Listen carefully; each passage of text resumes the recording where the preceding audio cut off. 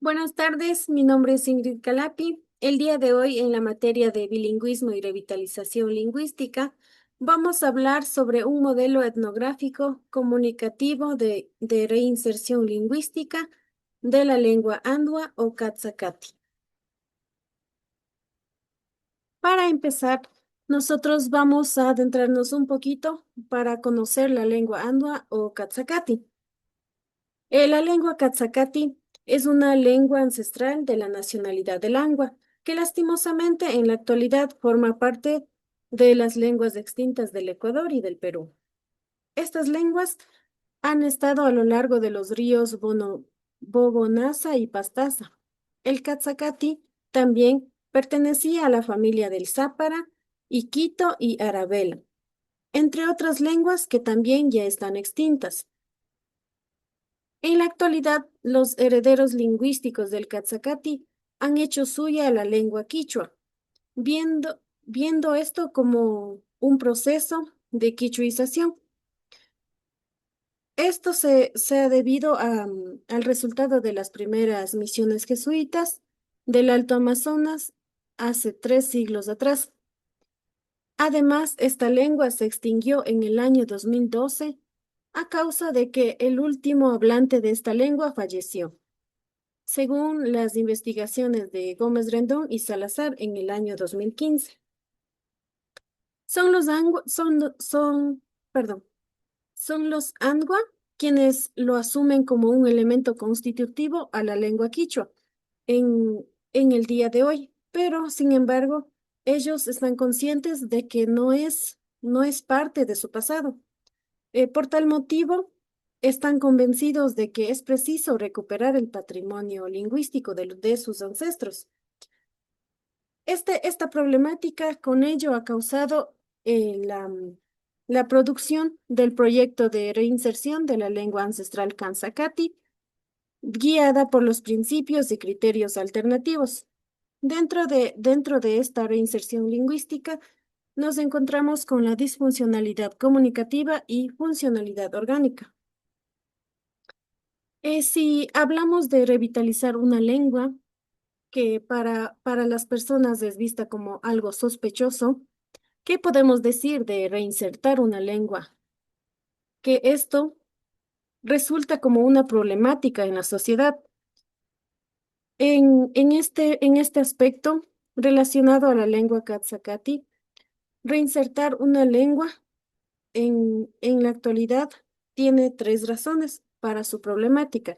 La primera, que es la naturaleza artificial de la reinserción. Esta se debe a que una lengua extinta, por el mismo hecho de que ya no se está utilizando, no podría cumplir una función comunicativa real, aún para la comunidad que quiere reclamar lo que es suyo, lo que es propio. La segunda razón la segunda razón es lo irreversible del desplazamiento que ha provocado la extinción, dando lugar a una lengua extinta que ya está ocupada en la actualidad por el quichua, que el quichua está viva y está en función. La tercera razón vinculada a los agentes del proceso de reinserción se debe a que es posible que los interesados sean agentes externos de la comunidad de habla, como planificadores que se ocupan en la EIB o lingüistas que se preocupan por las lenguas amenazadas, con lo cual quedaría al descubierto la falsedad de este proceso.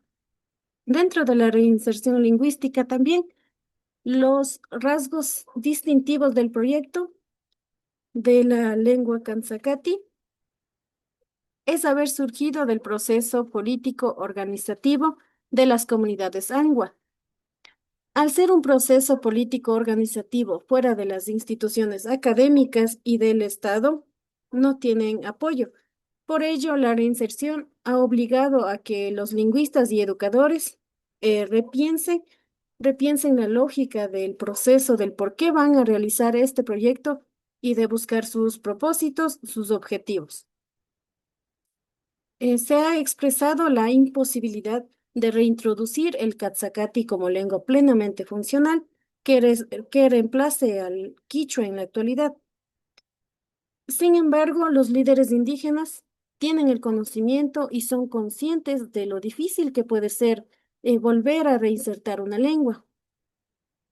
Sin embargo, han buscado con las investigaciones y experimentado que reinsertar la lengua Katsakati es para ser reconocida por el Estado como un colectivo de derechos y obligaciones, como entidades políticas, territoriales, históricas, de identidad y cultura.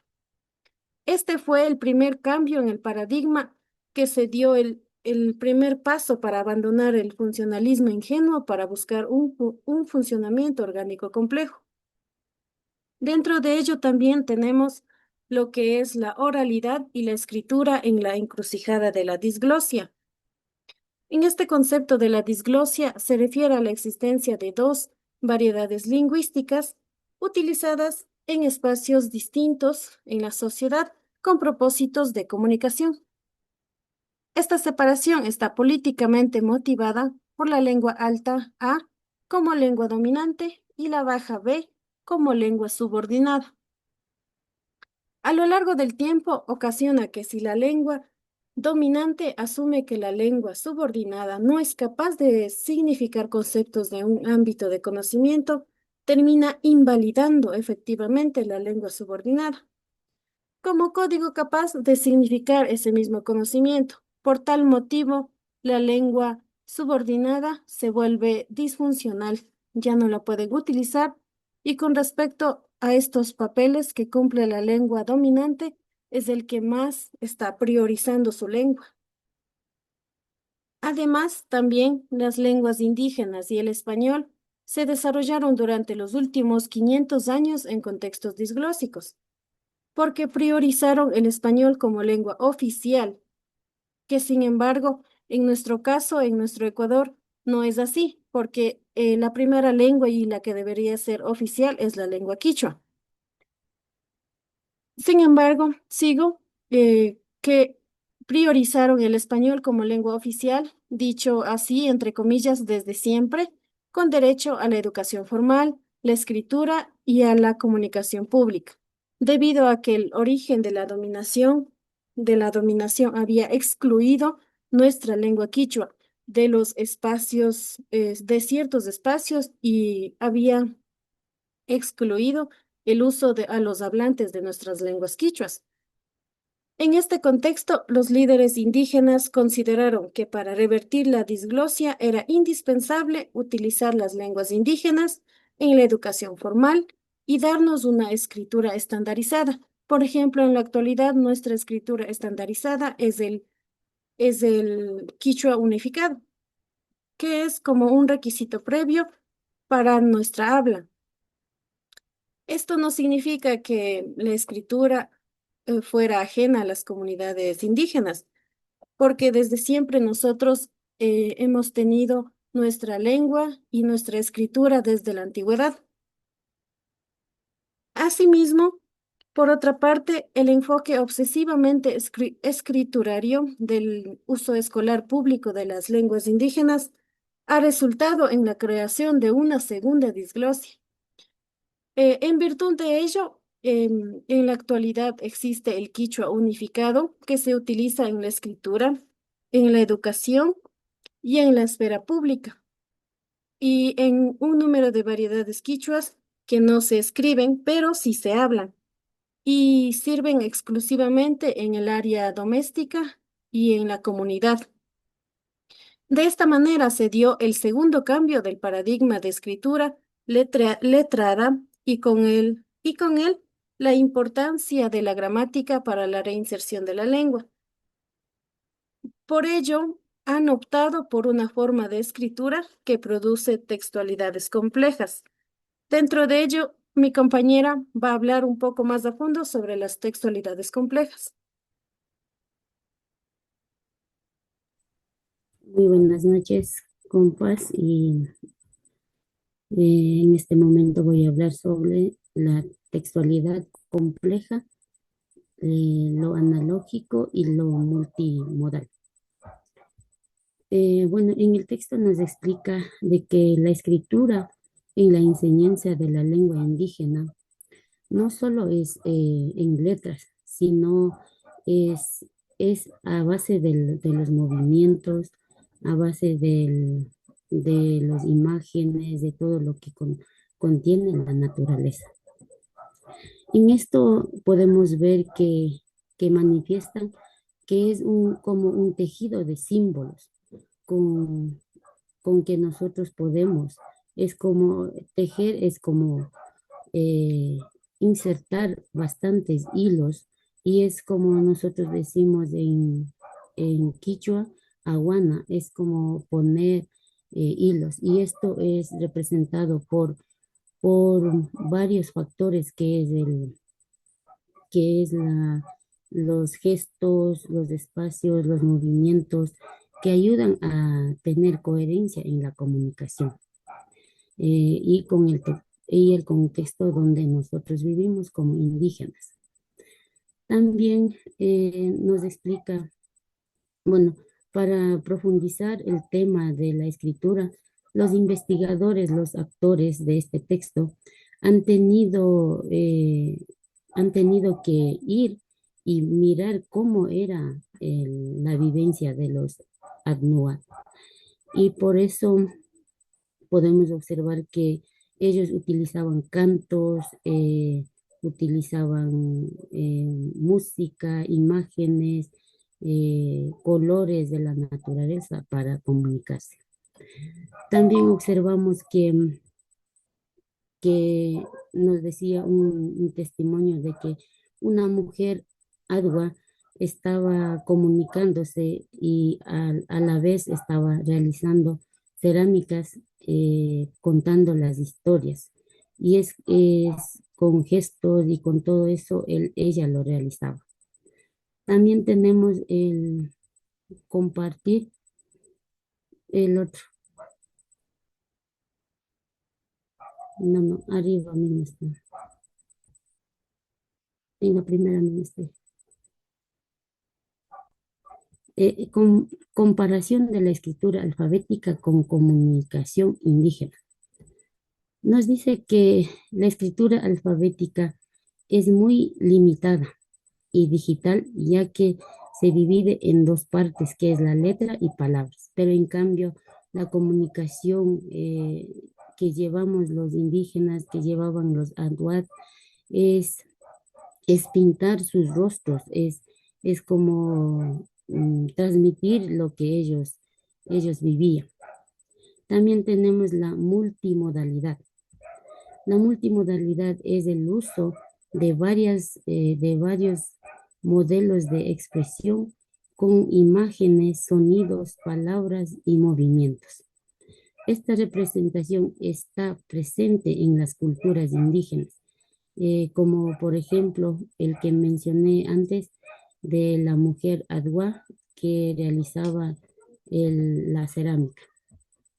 Ahora sígueme pasando. Ya. La descripción de la praxis social y mm, etnográfica de la comunicación. Nos dice que la etnografía comunicativa se enfoca en las comunicaciones de las prácticas sociales. Este modelo descriptivo plantea que el análisis de una lengua debe basarse en dos conceptos, de los conceptos hablantes que para usar la lengua, diversos textos sociales donde se puede practicar. Se define que varios conceptos de la etnografía comunicativa tienen tres situaciones, las cuales son situación,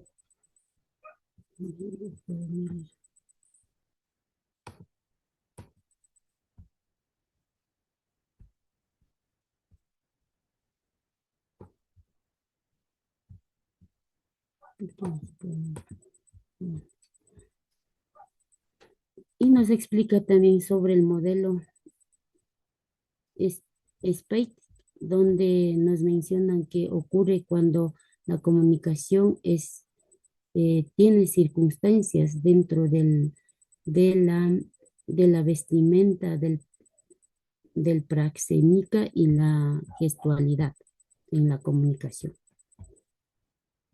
El otro, debe pasar.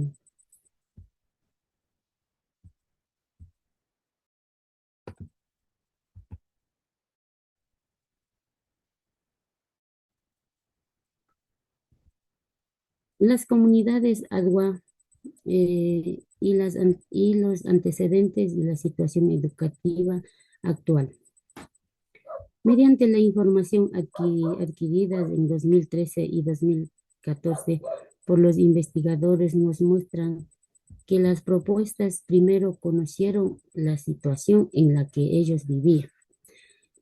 Nos cuentan que la escuela de Adwa tenían solo profesores unidocentes y los docentes no tenían que cumplir con lo que establecía el Ministerio de Educación.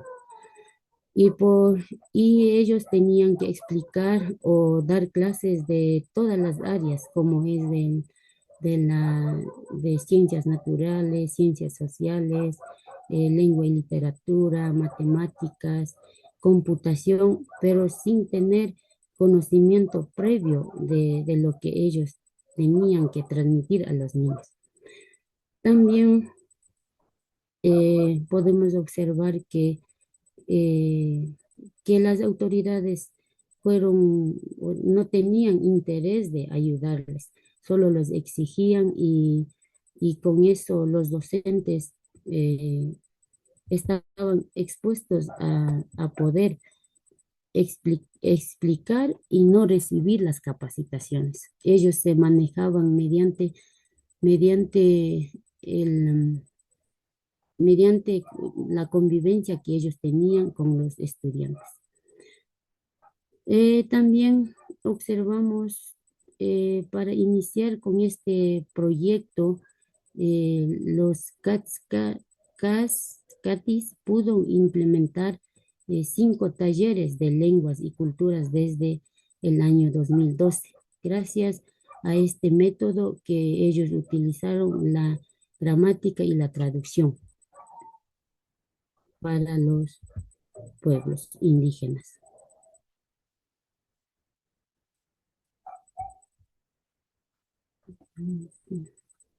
Y ahora mi compañera le va a explicar sobre el diseño del modelo.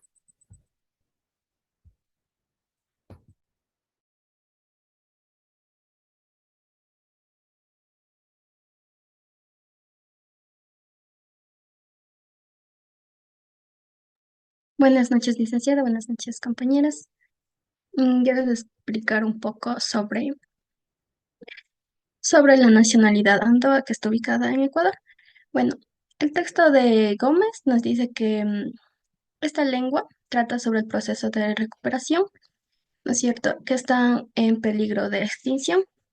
Entonces, el estudio dice que la historia de los pueblos andoas tiene varias dificultades que han enfrentado, especialmente por el desplazamiento lingüístico hacia el quichua.